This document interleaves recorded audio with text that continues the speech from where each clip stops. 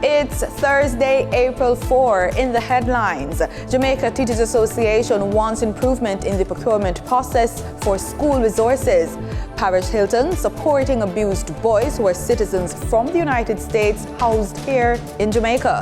In business news, Mailpak Financial leaving Guyana despite profits. Regionally, agriculture digitalization, key focus of Caribbean Investment Forum 2024. And in sports, an update on ticket sales for men's ICC T20 World Cup.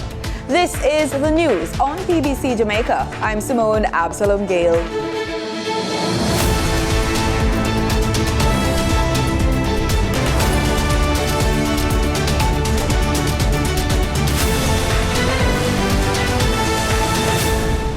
Media personality and prominent children's rights advocate from the United States, Paris Hilton, is calling on the U.S. government to do more to protect children with human rights and children's rights issues. Ms. Hilton was speaking at a press conference in St. Elizabeth, Jamaica on Wednesday. Her comments came due to allegations of abuse made by 8 American boys rescued from American-operated Atlantis Leadership Academy in St. Elizabeth by the Child Protection and Family Services Agency, CPFSA. I heard these boys were stripped naked, violently beaten, whipped, and waterboarded. The staff would take a cup of bleach and salt and rub it into the child's wounds to torture them. Imagine someone doing this to your child. It makes me sick. It should be noted that the facility was operated, staffed, and run by Americans. The CPFSA last week disclosed that it intervened to ensure the safety of the boys aged 14 to 18 following an unannounced visit to the facility on February 8, along with representatives from the U.S. Embassy in Kingston. Ms. Hilton argued that the children were sent to Jamaica only to be exposed to a life of abuse and isolation and forced to kneel on metal bottle caps for hours. Another child alleges he was placed in isolation, called the box, at this facility and was beaten with a cord. Boys also said they were forced to fight one another for the entertainment of the staff. On top of this, these boys claimed they were physically restrained and starved for months at a time. There is nothing these children could have done to deserve this torture. When I was notified of the unfolding situation, I knew I needed to take action. A team of U.S.-based attorneys representing the abused boys accompanied Hilton to a court hearing, including a survivor who escaped a life of abuse while staying at Tranquility Bay, also in St. Elizabeth, more than 2 decades ago. There is nowhere that a facility can hide where we cannot find them. We will not allow children to carry the shame and stigma of abuse alone. That belongs solely to the abusers. Atlantis Leadership Academy is a perfect example of the risks involved in placing youth abroad. Parents who trusted this facility have temporarily lost custody of their children. Rightfully, Jamaican authorities are questioning why anyone would be willing to sign over guardianship of their child to a complete stranger. She says she is dedicated to eliminating child abuse and neglect in youth residential programs. Ms. Hilton is working with authorities to get the abused boys back to the United States. Following comments from Finance Minister Dr. Nigel Clark in the opening of the 2024-2025 budget debate in the House of Representatives last month about several changes coming to improve Jamaica's procurement system, the Jamaica Teachers Association, JTA, wants the government to quickly improve the process to provide resources to schools in a timely manner. More in this report from Danita Rodney. Jamaica Teachers Association President Leighton Johnson is once again calling on the government to act quickly on promises made. The JTA president says the current challenges with the procurement process are having a negative effect on the ability of school administrators to do their jobs. When you hear the minister speak, she will indicate that resources or the allocation is there. But then there are always challenges with the procurement process. And the procurement process is a process that spins very slowly. And we constantly indicate that, we have to move from that point, because whilst the wheels of the ministry are grinding slowly, there are students and teachers who are suffering because of what what appears to be the non-response. President Johnson is also calling on the Education Ministry to revisit the service level agreement approach that was once utilized in order for administrators to undertake emergency work and small projects at schools.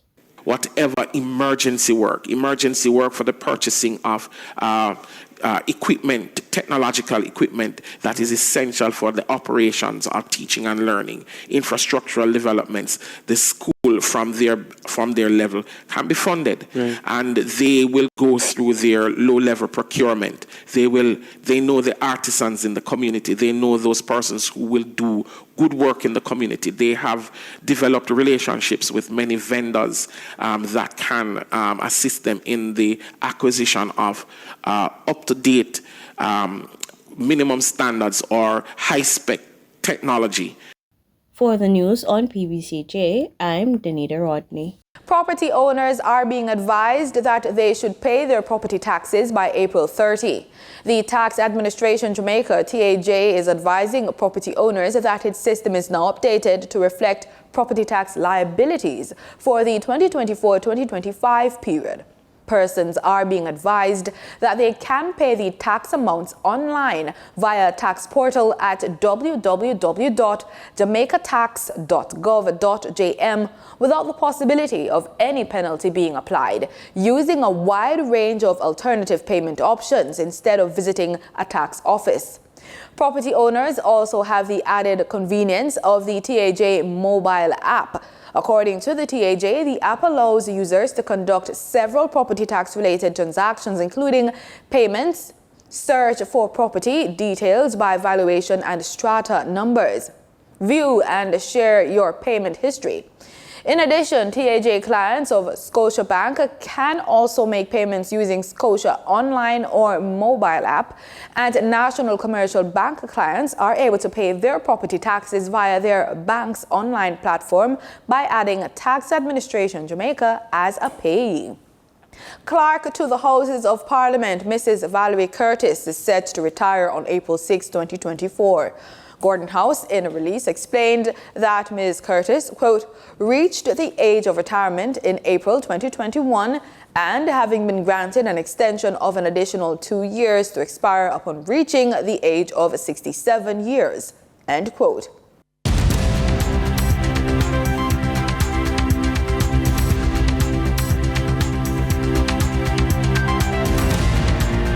In the business report, Dollar Financial Services Limited will be winding up operations in Guyana after just 2.5 years.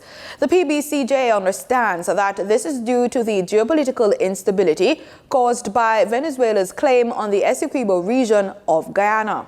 The revelation on Dollar Guyana Inc. came out in the company's 2023 audited financials, which were released on Tuesday on the Jamaica Stock Exchange.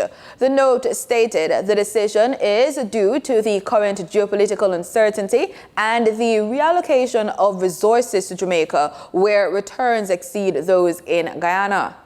Dollar Guyana was formed in August 2021, with Dollar Financial Services injecting $31.18 million to form the business and was funded by a US $1 million loan.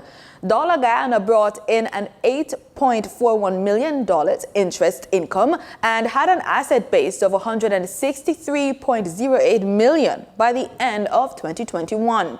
According to the statement, the resources will be reallocated to Jamaica, and the process should be completed by March 2025, when all loans are fully repaid. This decision was decided on February 5 by Dollar's Board of Directors. Mailpak Group Limited says the transaction documents for the acquisition of MyCart Express were finalized and the acquisition was completed on April 1, 2024. The Mailpak Group Limited for the year ended December 31, 2023 reported a 1% decrease in revenue totaling $1.67 billion compared to $1.69 billion in the corresponding period last year. Management noted in a release, quote, this rise can be attributed to strategic investment in the growth of the business, including increased marketing, the rental of new locations, and investments in entering the broader price-conscious market segment, end quote. Net profit for the year amounted to $260.14 million, a 16% decrease from $308.04 million reported in 2022.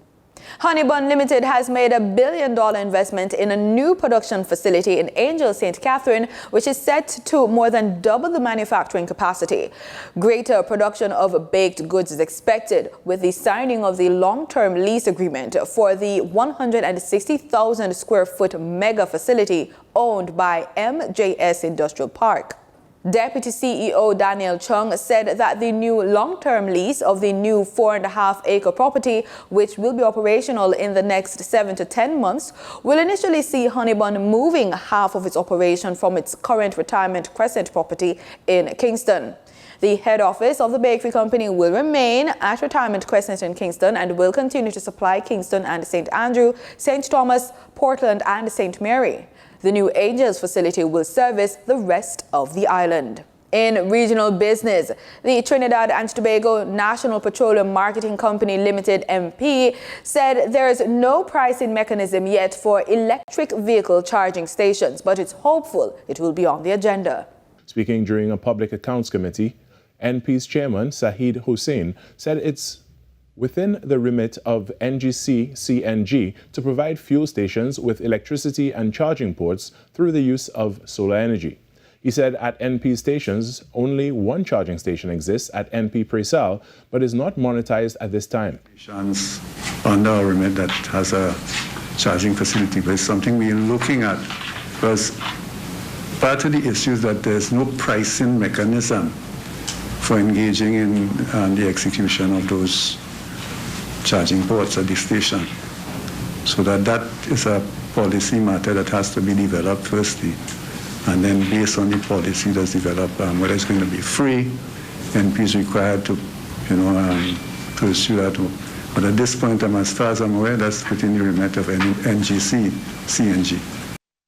Meanwhile, General Manager of Retail and Industrial Fuels, Angelique Phillip, said NP continues to work with NGC CNG to continuously look at alternative NP service station sites across the country to expand the use of CNG. The distance of these locations from NGC's line supply. But we have been working with NGC CNG with respect to alternatives to direct connection to line supply. And for example, at the New Mayara station, we're looking towards a standalone model that we will be able to supply CNG to the south eastern part of the country.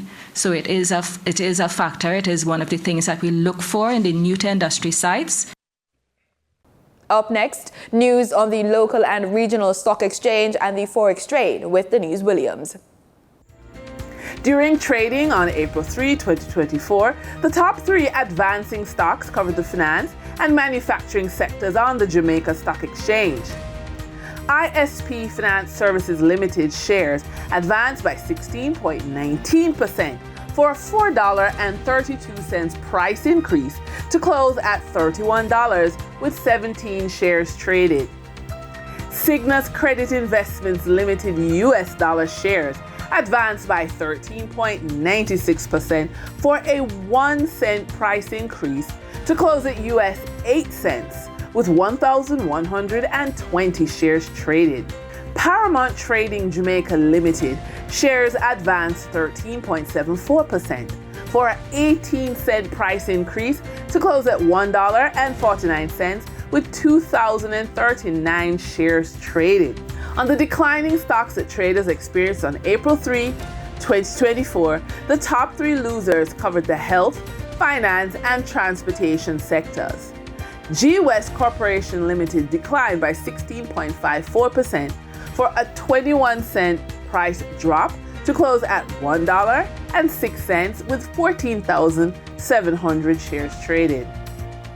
Jamaica Money Market Brokers Group Limited 7.25% cumulative shares declined by 10% for a 19-cent price decrease to close at $1.71 with 226,614 shares traded. Trans-Jamaican Highway Limited US dollar shares declined by 9.87% to close at 2 cents, with 511,536 shares traded. Over on the Twin Island Republic of Trinidad and Tobago Stock Exchange, trading on April 3, 2024, registered a volume of 233,265 shares, crossing the floor of the exchange, valued at TT $1,533,070.87. JMMB Group Limited was the volume leader, with 76,833 shares changing hands for a value of TT $116,017.83, followed by First Caribbean International Bank Limited with a volume of 53,074 shares being traded for TT $373,846.70. Moving from the money moves of investors, executives, and companies, we turn to the Forex market. On April 3, 2024, the Bank of Jamaica reported that US $26.6 million was bought from Forex traders, while US $18.5 million was sold to Forex traders. Buying directly from the Bank of Jamaica, foreign currency traders sold the US dollar for $155.08 and bought the US dollar for $152.33. The difference between the buy and sell rate was $2.75, which represents a profit for Forex traders for every US dollar traded. Canadian Forex traders earned a trading profit of $6.55 from transactions with the Bank of Jamaica. The Canadian dollar was sold at $115.90 and bought for $109.35. For traders looking at the British pound, they pocketed a profit of $4.08, selling it for $194.92 and buying it for $190.84. For the credit report tip of the day, if you face challenges borrowing to meet everyday needs in a low-wage scenario, we have another suggestion for this credit report tip of the day. Focus on your credit utilization optimization, a fancy phrase that speaks to how often and by how much you use your loans and credit cards. Keep a keen eye on your credit utilization ratio, which means you should not spend more than 30% of your available credit across all accounts. By maintaining a low utilization rate, you'll demonstrate responsible credit management, positively impacting your credit report and score over time. And with that, we wrap up today's business report. I'm Denise Williams. Thanks, Denise. In regional news, in Guyana, with rapid transformation ongoing and a key focus on collectively building economic resilience in the region, the 2024 Caribbean Investment Forum was on Wednesday launched to talk about placing priority on building partnerships and attracting investors in key non-oil sectors. This year's Caribbean Investment Forum will focus on 3 investment sectors: sustainable agriculture, green economy transition, and digitization of businesses. It was launched on Wednesday at the Marriott Hotel in Georgetown. The forum is expected to attract more than 500 investors from across the region. Delivering the feature address at the launch, Minister of Tourism, Industry and Commerce, Unij Waldron, said the forum will provide the platform to foster economic resilience and will enable the region to recover and possibly withstand external shocks and natural disasters. She reminded that the region is one that is in search of food security, and sustainable agriculture production is an area of high priority. Our region needs investment in renewable energy for energy security to reduce our current dependence on fossil fuels and to survive the inevitable global transition from them. Thus, investments in solar, wind, and hydropower across the region, as well as geothermal energy, where feasible, are particularly important. All of these initiatives call for innovative approaches. We must innovate to meet the unique challenges that face us as a region. As a region, we are interested in true partnerships with those who seek to become invested in our communities in much more than the financial sense. We wish to attract the investor who is committed to the sustainable development of the countries and communities within which he or she operates and from which they derive value. Executive Director of Caribbean Export Development Agency Deodat Maharaj said the Caribbean should also be a place for trade and investment like other parts of the world. We have created a unique platform for business, to engage with business, to create business. In other words, less talk, more business.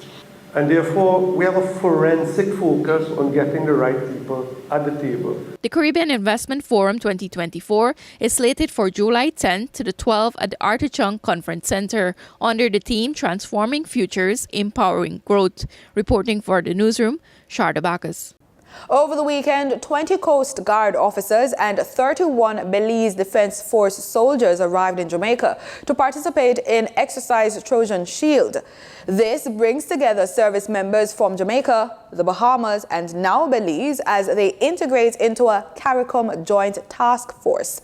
The exercise primarily focuses on training, planning, and executing a variety of scenario-driven security activities. A release from the Canadian Defence Ministry indicates that approximately 70 Canadian Armed Force members have been deployed to Jamaica. Their mission is to provide training and military personnel from CARICOM nations who are preparing to deploy to Haiti as part of the United Nations authorized Kenyan-led multinational security support mission. News 5 Belize spoke to the commandant of the Belize Coast Guard, Rear Admiral Elton Bennett. This training that we are currently undergoing is actually the second phase of training. We started to train along with the Canadian military in January of this year. The very same team that is currently over in Jamaica did a 1-week training here in Belize, where the Canadian military came in country to do an introduction to what peacekeeping operations under the United Nations umbrella really looks like. So they looked at issues such as international humanitarian law, use of force policy, and so forth. So now we're moving over into Jamaica to do more operational training along with those other countries that will form a part of the Joint Task Force in preparation for a possible deployment into Haiti. So they will be there for 4 weeks, and they would do operational training that will prepare them for the different scenarios in Haiti. We do understand and appreciate the level of risk that they will be taken into Haiti. Therefore, this training is very, very crucial to prepare these men for that possible deployment. So you're looking at peacekeeping and stability operational serials, what to do in certain events, looking at use of force policy, and to ensure the men are best prepared to go into that very high-risk environment. One of the expectations is that the SIDS-4 conference will pave the way for the increased investment in small island developing states. So says Antigua and Barbuda's permanent representative to the United Nations, Tamasi Blair. Ursil Charles Jr. reports. Foreign direct investment is critical to buttress development of emerging markets, and SIDS-4 will seek as one of its major policy outcomes to unearth new investment opportunities for small island developing states and ensure investment fears are allayed. Antigua-Barbuda's Deputy Permanent Representative to the United Nations, Tamasi Blair, explains. There is this conversation that happens worldwide that SIDS are not perhaps investment worthy because of vulnerabilities to climate change and our narrow resource basins and so forth. And so we want to ensure that we prepare SIDS for an investment climate. He underscores the importance of foreign direct investment for sustainability. We understand and we're determined that coming out of this 10-year framework, that the private sector, along with our development partners, will be ready to assist SIDS. So we have to ensure that we have this climate of investment prepared for our countries to move forward in our sustainable development plans. The investment forum will form part of the Center of Excellence to be established in this country post-SIDS-4.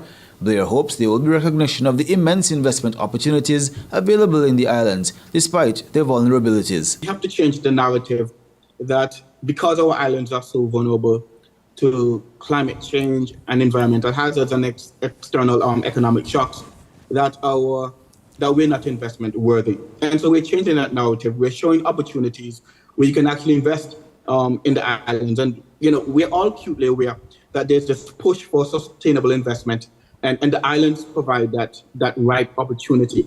In addition to the Island Investment Forum, the Center of Excellence will also feature a data hub and an innovation and technology mechanism. For ABS News, I am Ursil Charles Jr. In sports, we have an update on ticket sales for the fast-approaching men's ICC T20 World Cup. Speaking at the LOC press conference, Head of PR and Communications for the World Cup, Damon Leon, provided an update on party standard tickets as well as general entry, as some games are almost sold out. Party stand tickets are actually going to go on sale from the middle of this month. We're also getting a lot of questions about what about box offices across the Caribbean. That also is going to come on train for the tournament. That's going to happen close to the tournament time. That being said, we want to encourage everyone that even though we're going to have box offices, that a lot of people are purchasing the tickets on the website right now. And if you wait, the chances are that when the box office is open, there will be a limited supply.